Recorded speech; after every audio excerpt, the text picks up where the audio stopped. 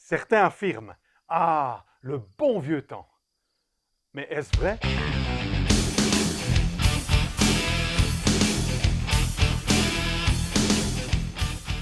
Bonjour les internautes. Ce mercredi 20 mai 2020, nous voulons chercher à vivre entièrement notre moment présent. J'ai été à nouveau surpris en relisant un passage de la Bible, dans le livre des Nombres, au chapitre 11, les versets 5 et 6, par la capacité que nous autres humains avons à oublier les aspects négatifs du passé et ne garder que des souvenirs sélectifs tout en les enjolivant. Israël, libéré du joug de l'esclavage, vit une période de transition au désert. Et déjà, regrette tout ce qu'ils avaient en Égypte. Ils oublient facilement l'oppression, les coups, pour ne choisir comme souvenir que les aliments qui aujourd'hui font défaut.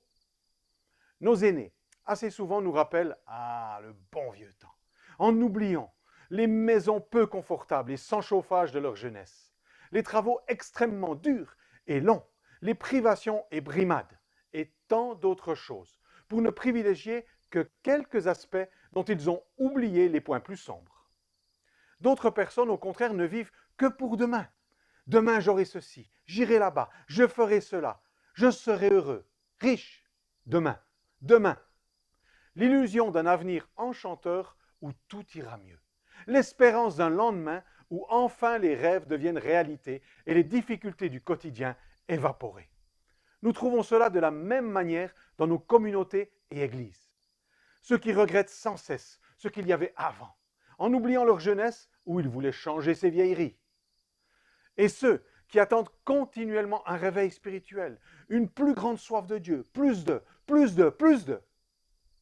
La Bible nous présente clairement ces manières de vivre et nous encourage au contraire à intégrer le maintenant. Paul, dans son livre des 2 Corinthiens au chapitre 6 et dans le verset 2, nous dit que le bon moment, c'est aujourd'hui. Les livres des Proverbes et de l'Ecclésiaste sont remplis d'encouragement à vivre l'instant présent, dans une qualité de vie totale et de cesser les regrets du passé et les futiles espérances de l'avenir. Aujourd'hui, vivons ce que Dieu nous donne de vivre. Lorsque Dieu se révèle à Moïse dans le désert, il le fait comme le Dieu qui s'intéresse et remplit le présent. Dieu se définit ainsi dans le livre de l'Exode au chapitre 3, au verset 3 à 15. « Je suis celui qui est ». Il se présente comme Yahvé, ce tétragramme sacré pour les Juifs qui est traduit par l'Éternel. Je ne suis pas du tout spécialiste des langues anciennes, mais il me semble que dans ce contexte, nous aurions pu l'interpréter ainsi. Je m'appelle aujourd'hui. Le Dieu qui remplit pleinement chaque instant du présent, qui d'ailleurs sont les seuls que nous vivons.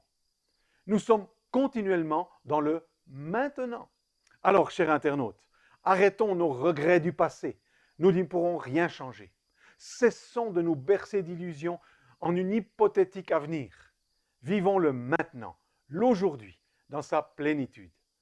Cette pandémie du Covid fait couler passablement d'encre et de salive sur l'après. Avec toutes les théories imaginables possibles, je vous invite à vivre cette journée dans la plénitude de vie que Dieu propose. Pour le reste, on verra, lorsque ces instants seront devenus des aujourd'hui. Bonne fin de semaine, connecté à l'instant présent, dans sa totalité, car Dieu l'habite. À dimanche.